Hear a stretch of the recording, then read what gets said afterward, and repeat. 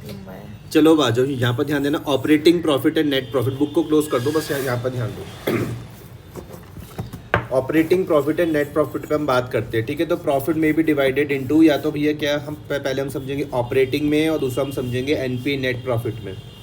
तो क्या लिखा हुआ है, operating profit is gross profit that is net sales less cost of goods sold less operating expenses. ध्यान से समझना, 12th में से हम और डिटेल में समझते हैं। ऑपरेटिंग प्रॉफिट क्या है कि भैया जो ग्रॉस प्रॉफिट होगा ना आपके पास, उसमें से ऑपरेटिंग के खर्चों को माइनस कर देना, ऑपरेटिंग प्रॉफिट आ जाएगा। बहुत अच्छी जो सिंपल सी डेफिनेशन इस बुक में दे रखी है। लेकिन अब बच्चे को यहाँ तक तो पता ही है कि भैया जीपी तो उसने सीख ही लिया था जब उसने ट्रेडिंग में बनाया था कि net profit minus cost of goods sold तो कर ही चुका था। अब वो बोलता है कि भैया ऑपरेटिंग एक्सपेंसेस होते क्या है। तो पढ़ के देखते हैं बुक में क्या लिखा हुआ है। लिखा हुआ operating expenses are those expenses which an enterprise incurs for its business operations. For example, a retail store main or operating activities buying and selling of goods. अच्छा मुझको ये बताओ, अगर buying and selling of goods हो रहा है कहाँ पर, रिटेल स्टोर में, तो कौन किस टाइप का बिजनेस है जो हमने अभी तक डिस्कस किया था। ट्रेडिंग। आपने कहा कि भैया ये हो जाएगा ट्रेडिंग। कैसे पता चला आपको कि ये क्या कर रहा है कि भैया फिनिश गुड्स को परचेस कर रहा है, फिनिश गुड्स को ही बेच रहा है, बना नहीं रहा है कुछ, ठीक है। Therefore cost of a goods sold beside the, ये अपने स्टाफ को सैलरी भी देता होगा, है ना, परचेस डिपार्टमेंट को सैलरी वगैरह देता होगा, सेल्स वालों को भी सैलरी देता होगा, अकाउंटेंट को भी सैलरी देता होगा, बिजली का बिल भी भरता होगा। ये सब के सब इसके ऑपरेटिंग एक्सपेंसेस हो जाएंगे, ठीक है। इनकी चर्चा हमने ट्रेडिंग में नहीं करी थी। ये सब के सब जो इसके ऑपरेशन में होने वाले हैं। Because without incurring these expenses the enterprise can not carry it's business. Clear हो गया।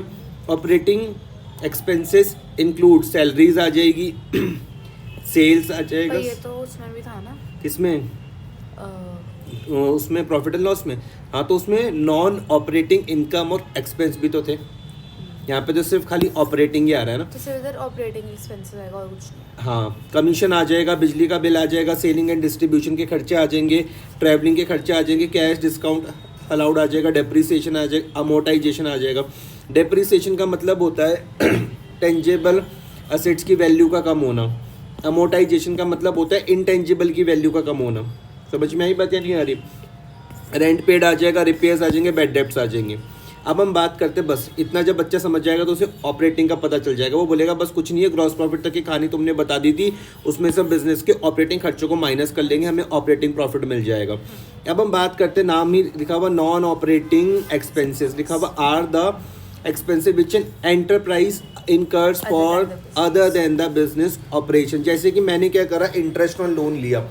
एग्जाम्पल में मैं बात क्या करता हूँ कि मुझको अगर अपना बिजनेस स्टार्ट करना है, मेरे पे कुछ कैपिटल थी, वो मैंने बिजनेस में लगा दी, पैसा था, लेकिन फिर भी मुझको कमी पड़ी, तो मैंने क्या करा, बैंक से 10 लाख रुपए का लोन ले लिया। अब मुझे इस लोन पे इंटरेस्ट पे करना पड़ता है। तो तुम बोलोगी भैया ये तुम्हारा ऑपरेशन का खर्चा नहीं है, ये नॉन ऑपरेटिंग है, ये तुम्हें इसलिए देना पड़ रहा है क्योंकि तुम्हारे पास पैसे कम थे। अगर तुम्हारे पास पैसे पूरे होते तुम्हें लोन लेना नहीं पड़ता, तो तुम्हें ब्याज भी नहीं देना पड़ता। तो ये नॉन ऑपरेटिंग क्या है। जैसे मैंने चैरिटी कर दिया, तुम मुझको कहोगे तुम्हें कौन बोला चैरिटी करने के लिए, मत करो। डोनेशन हो गया, loss on sale of fixed assets हो गया, लॉस बाय फायर हो गया, लॉस बाय थेफ्ट हो गया, सबके सब नॉन ऑपरेटिंग एक्सपेंसेस है। इतनी बात समझ में आ रही है? Expenses both operating and non operating are debited to profit and loss account. इतनी बात समझ में? यही हम क्या करते हैं, हम जब जो अभी आपने मुझसे बात करी थी कि भैया ये तो हम प्रॉफिट एंड लॉस में भी करते हैं, तो प्रॉफिट, नेट प्रॉफिट और नेट लॉस और ऑपरेटिंग प्रॉफिट में अंतर समझ लेना। वहाँ पर सिर्फ ऑपरेटिंग खर्चों के बारे में बात हो रही थी, यहाँ पर ऑपरेटिंग और नॉन ऑपरेटिंग दोनों के बारे में बात हो रही है। क्लियर हुआ? ऑपरेटिंग इनकम्स के बारे में बात करते हैं। Are the incomes earn by an enterprise from its operating that is a business activities. For example, कोई रिटेल स्टोर का जो मेन या फिर ऑपरेटिंग एक्टिविटी होगा, buying and selling of goods हो जाएगा।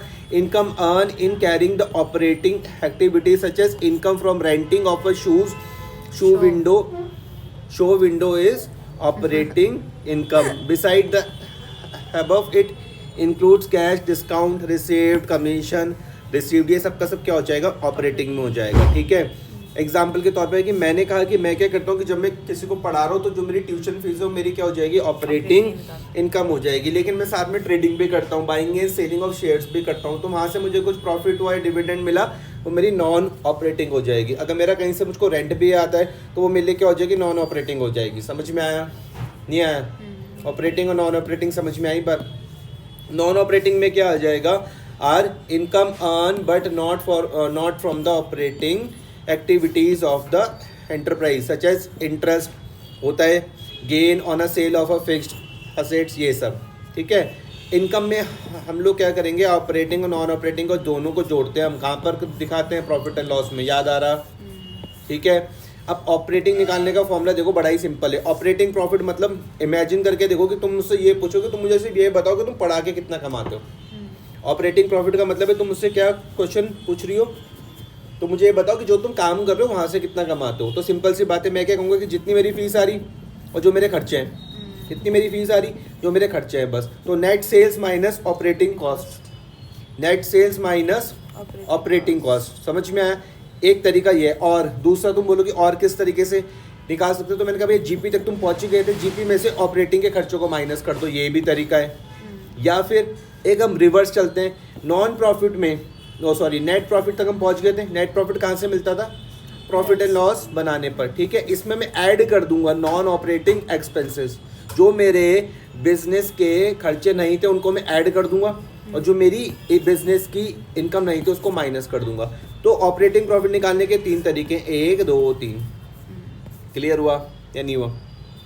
अब हम बात करते हैं कि net profit means excess of revenue, revenue from operating activity and other income over expenses and losses, चाहे वो डायरेक्ट हो चाहे वो इनडायरेक्ट हो। Therefore net profit is ascertain after debiting direct and indirect expenses, और हम क्रेडिट करते हैं revenue and other income to profit and loss.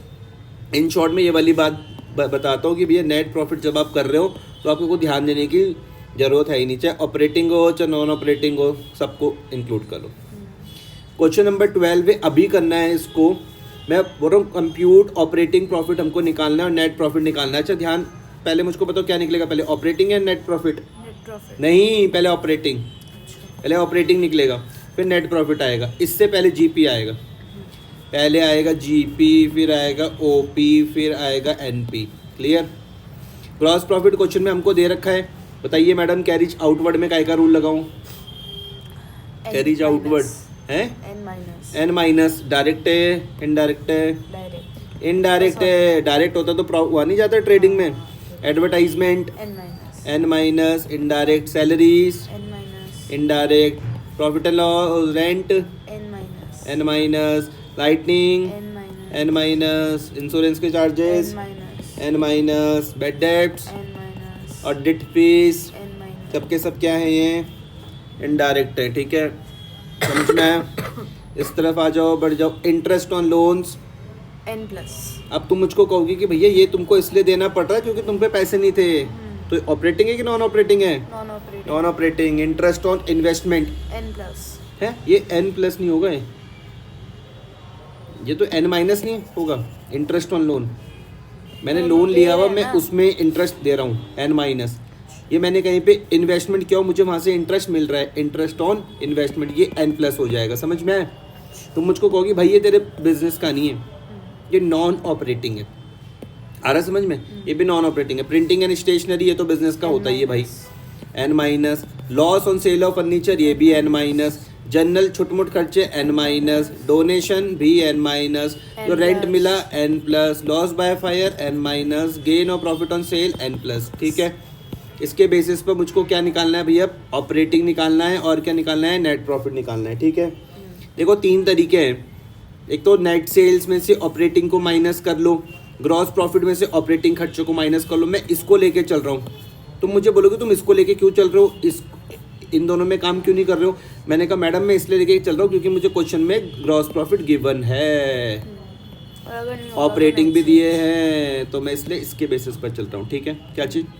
और अगर क्वेश्चन में नहीं दिए तो नेट सेल्स, फिर हम उसके हिसाब से करते जो दिया हुआ होता। तो देखो मुझे क्वेश्चन में तो जीपी तो दे ही रखा था, कहाँ दिया बता? ये रहा, देखो क्वेश्चन में मुझे जीपी तो दे ही रखा था सबसे पहले स्टार्टिंग करने के लिए, मुझे कुछ नहीं करना। ऑपरेटिंग एक्सपेंसेस को मैं माइनस कर लूँगा। अब मुझको बताओ तुम्हें क्या लगता है ऑपरेटिंग कौन कौन से हैं? कैरिज आउटवर्ड क्या बिजनेस का होगा? बिल्कुल, तुमने कहा हाँ, इसको माइनस करो। एडवर्टाइजमेंट, इसको माइनस करो। सैलरीज, इसको माइनस करो। रेंट, इसको माइनस करो। लाइटनिंग, यस यस, इसको भी माइनस करो। यस इंश्योरेंस, यस इसको भी माइनस करो। Bad debts, Yes. बिजनेस में ही होता है, इसको भी माइनस करो। Audit Yes. फेस, इसको भी माइनस करो। इंटरेस्ट और लोन, क्या है बिजनेस का है? हाँ नहीं, तुम बोलोगे नॉन ऑपरेटिंग, अच्छा, ये तो तुम हाँ। इसलिए दे रहे हो क्योंकि तुम पे पैसे कम थे। अगर पैसे कम नहीं होते तब थोड़ा ना। Printing and stationery, yes. Loss on sale of furniture, loss on Yes. Sale of furniture, ये भी बिजनेस का पक्का। हाँ हाँ जनरल खर्चे, डोनेशन, डोनेशन नहीं होता, अच्छी तो अपनी डोनेशन नहीं होता मैडम। रेंट रिसिप्ट तो मेरे पास इनकम हो गया। लॉस बाय फायर, यस ये भी नॉन ऑपरेटिंग होता है, बिजनेस का नहीं होता है। तो गेन और सेल ऑफ अ प्रॉफिट, देखो यहाँ पे देखो, इधर यहाँ पे देखो। कैरेज आउटवर्ड, ये तुम समझ गई। एडवर्टाइजमेंट भी आप समझ गए। बैड डेब्ट्स भी आप समझ गए। इन तीनों की एक कैटेगरी जिनको हम बोलते हैं सेलिंग एंड डिस्ट्रीब्यूशन एक्सपेंसेस। ऐसा लिखना पड़ेगा क्वेश्चन। लिख लोगे तो बहुत अच्छी बात है। सेलिंग एंड डिस्ट्रीब्यूशन के खर्चे याद रखना। कैरेज आउटवर्ड भी सेलिंग का है, एडवर्टाइजमेंट भी सेलिंग का है, बैड डेब्ट्स भी सेलिंग के ही आसपास होता है। समझी नहीं मैं, ये कैसे करता था। देखो तुम्हें जीपी तक बात समझ में आ गई। हाँ तुम्हें पहले के फॉर्मेट है याद। सेलिंग एंड डिस्ट्रीब्यूशन वाले खर्चे है ये सारे के सारे। चलो इसको छोड़ो, यहाँ पे देखो ध्यान से। ऑफिस के खर्चे देखना, ठीक है। ऑफिस के खर्चे, सैलरीज, ऑफिस का ही अगर मैं सबको खर्चा माइनस कर दूं करने 4 सबको ही lakhs में। माइनस है। हाँ, इन्होंने तो- सिर्फ उसकी कैटेगरी बना रखी है। सुनो मेरी बात। तुम्हारे पास ऑफिस है, तुम्हारे यहाँ पे जो लोग काम करेंगे उनका जो खर्चा रहेगा, सैलरी समझ में आ रहा। ऑफिस का तुम रेंट पे करिए, वो समझ में आ रहा। ऑफिस का बिजली का बिल पे करिए, वो समझ में आ रहा। Insurance charges, audit fees, printing and stationery, general expenses. Clear हुआ? क्या नहीं आया है? Loss on sale of furniture नहीं आया। क्यों? क्योंकि वो क्या होता है, नॉन ऑपरेटिंग एक्सपेंस होता है। ठीक है, इन सबको आपने माइनस कर लिया, ये तुम्हारे पास क्या मिल गया, ऑपरेटिंग प्रॉफिट आ गया। क्लियर हो गया? इसमें से नॉन ऑपरेटिंग इनकम को जोड़ लोगी। Interest on investment, rent, received on profit on sale of machinery, ये सब के सब नॉन ऑपरेटिंग हो गया। क्वेश्चन आता है। हाँ, तो नॉन ऑपरेटिंग एक्सपेंसेस को आप माइनस कर लोगे। Interest on loan, loss of sale of furniture, donation और लॉस बाय फायर। बस आगे समझ में आया? इसकी प्रैक्टिस कर लेना अभी, इस क्वेश्चन को कर लेना अभी इसकी प्रैक्टिस कर लेना। ठीक है, आगे बढ़ते हैं।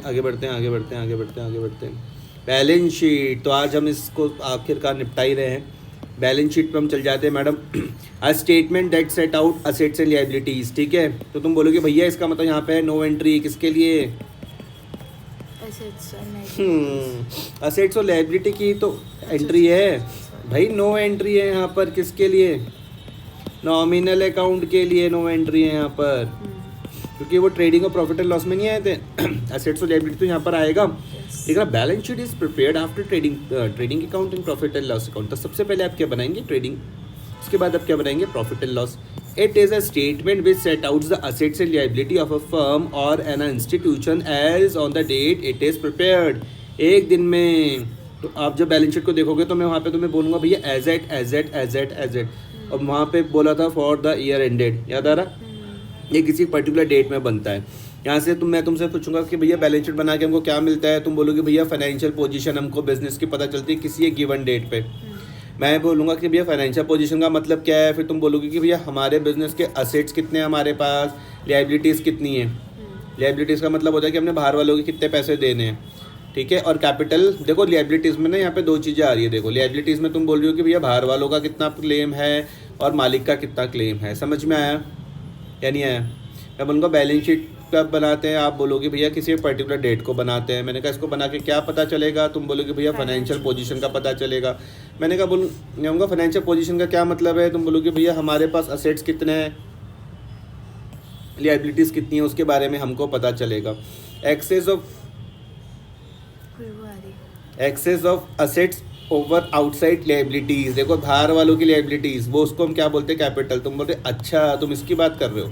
उनका हाँ, जितनी भी हमारी जो संपत्ति है उसमें से हम लोग क्या करेंगे? बाहर वाले के पैसे को क्या कर देंगे? माइनस कर देंगे। बाहर वालों की लायबिलिटी को माइनस कर देंगे तो क्या आ जाएगा? कैपिटल। समझ में आया? It is prepared from real and personal account. अभी मैंने बताया था ना नो एंट्री होती है किसकी? रियल अकाउंट, अरे sorry nominal account. Nominal account की नो एंट्री होती है, रियल पर्सनल की तो है एंट्री। यस आया समझ में? यस। तो stating differently the debit and credit balance of ledger account other than those which have been transfer to trading and profit and loss. Trading and profit and loss में हमने किसको transfer करा? Nominal account को ही तो transfer करा। तो उनको छोड़कर जितने भी बैलेंस शीट में बच रहे हैं, तो डेबिट बैलेंस किसके होते हैं? असेट्स के, जो मैं तुमको ए प्लस ए प्लस ए प्लस ए प्लस ए प्लस करके समझा रहा था। और क्रेडिट बैलेंस किसके होते हैं? लायबिलिटीज़ के। समझ में आया? यस। कोई दिक्कत तो नहीं है? नो। बाद में जब मैं तुमको ना ये भी चीज़ सिखाऊंगा कि रियल पर्सनल असेट्स और लायबिलिटी के साथ। फिलहाल तुमको यहाँ पर ध्यान देना है इतना कि जितने भी डेबिट होंगे ए प्लस, जितने भी क्रेडिट होंगे एल प्लस। ठीक है madam? Assets are the economic resources property of the business and include all current and fixed assets. Economic resources का मतलब है कि हमारी वो संपत्ति जहाँ से हमको पैसा आ रहा है, फ्यूचर बेनिफिट मिलेगा। किसका? बिजनेस का। इसमें हमारे करंट और फिक्स्ड असेट दोनों आ जाएंगे, करंट भी आ जाएंगे, फिक्स्ड भी आ जाएंगे। क्लियर हुआ? करंट की डेफिनेशन क्या होती है? करंट अकाउंट कौन से होते हैं? बहुत सही जवाब। जो with in a short period of time जो कैश में कन्वर्ट हो जाते हैं उनको हम बोलते हैं करंट। अब लिएबिलिटीज़ में देखो क्या बोल रहे हैं? Liabilities all claims against the assets of the business and include liabilities to the outsiders, जिसको हम creditors and towards the owners of the business। Format में देख लो, इसका बड़ा ही सिंपल है। ये आपको बैलेंस शीट का सुंदर सा फॉर्मेट दिख रहा है। डेबिट क्रेडिट मत लिखना, डेट वेट नहीं आती भैया यहाँ पे, क्योंकि एक डेट को बन रहा है। लायबिलिटीज असेट्स, लायबिलिटीज असेट्स उल्टा मत कर देना। सबसे पहले आ रहे sundry creditors, bills payable, bank overdraft, employees provident fund, loans and advance taken. देखो इसके ब्रैकेट में क्रेडिट है। तुम मुझे बोलोगी कि भैया अगर इसके लिखा हुआ होता लोन्स एंड एडवांस के ब्रैकेट में डेबिट, तो मैंने कहा मैडम यहाँ पर आता। समझ में आया? टेकन हमने लोन एंड एडवांस लिए हैं, गिवन हमने दिए हैं, रिजर्व्स भी यहीं पर आ जाएगा। इसकी ट्रीटमेंट को सिर्फ यहाँ पर ध्यान से समझना। इसको मैं आपको 4 बार बताऊँगा, अभी रुक जाओ। कैश इन हैंड समझ में आया? कैश एट बैंक समझ में आया? BR समझ में आया? सन्डी डेटर्स और बुक डेट समझ में आया? ये था loan and advance. Given balance कौन सा होता है? डेबिट। क्लोजिंग स्टॉक समझ में? ओपनिंग नहीं आता, याद रखना। बैलेंस शीट में ओपनिंग नहीं आता, हमेशा क्लोजिंग आएगा। तो तुम्हें अगर ध्यान होगा तो मैंने क्लोजिंग में क्या बताया था कि if closing stock is given outside the trial balance, तो वो 2 जगह पर आएगा, credit side of the trading account and balance sheet में। तो ये रहा, देखो वो। ठीक है? लेकिन अगर इनसाइड होता तो सिर्फ यहीं पर आता। लूज टूल्स हो गए, इन्वेस्टमेंट हो गए, फर्नीचर फिटिंग्स होगी, प्लांट मशीनरी होगा, लैंड एंड बिल्डिंग हो गया, बिजनेस प्रेमिसेस। बिजनेस प्रेमिसेस क्या होता है? जहाँ पर हम बिजनेस करते हैं। समझ में आया? Patents and trademark, intangible assets, goodwill, intangible asset. 4 बार कम से कम यहाँ पे देखना ध्यान से। सबसे पहले आ रहा है कैपिटल। ये कौन सी कैपिटल है? ये कौन सी कैपिटल है? वेरी गुड, सही जवाब ओपनिंग कैपिटल है। जो हम बिजनेस के स्टार्टिंग पर लगाते हैं उसको हम बोलते हैं opening capital. Interest capital add होगा इसमें। इंटरेस्ट कैपिटल क्या होगा? ऐड। ठीक है? जब ये प्रोप्राइट, ये मेरे पास सुंदर प्यारा बिजनेस, ये कौन है? बिजनेस का मालिक। जब ये बिजनेस में पैसा लगाएगा उसको मैं क्या बोलूँगा? कैपिटल। इसको बदले में क्या मिलता है? Interest capital. तो ये कैपिटल को बढ़ा देता है। प्लस करूँगा, नेट प्रॉफिट होगा तो इसके चेहरे पे तुमको क्या दिखने वाली है? खुशी। किस बात की खुशी? ये बोल रहा क्योंकि भैया मेरी L प्लस हो रहा है। समझ में आया? यहाँ तक कुछ और चर्चा करनी है तो बताओ। ड्राइंग से L माइनस होता है। इनकम टैक्स पे करेंगे तो अच्छा, बच्चे क्या गलती करते हैं ध्यान से समझना। बच्चे इनकम टैक्स को वहाँ दिखा देते हैं प्रॉफिट एंड लॉस में, वहाँ नहीं दिखाना। इनकम टैक्स पर्सनल ड्राइंग्स की तरह ट्रीट करना है इसको। किसकी तरह? ड्राइंग्स। समझ में आया? ड्राइंग्स भी यहाँ पर माइनस होती है, इनकम टैक्स भी यहाँ पर माइनस होता है, इंटरेस्ट ड्राइंग भी यहाँ पर माइनस होगा, नेट लॉस भी यहाँ पर माइनस होगा। ठीक है? ठीक है मैडम? या तो नेट प्रॉफिट होगा या फिर नेट लॉस ही होगा, दोनों में से। इस तरीके से आपके पास सुंदर प्यारी बैलेंस शीट बन जाएगी और ये हो जाएगी match. Advantages, characteristics, differentiation, grouping, marshalling. एक क्वेश्चन करके दिखाओ आप मुझको। कल मैं आपको करवाऊंगा इससे आगे, यहाँ से याद रखना। थोड़ा सा बचा हुआ इसको हम देख लेंगे यहाँ से। ठीक है? यहाँ से हम करेंगे नेक्स्ट क्लास में।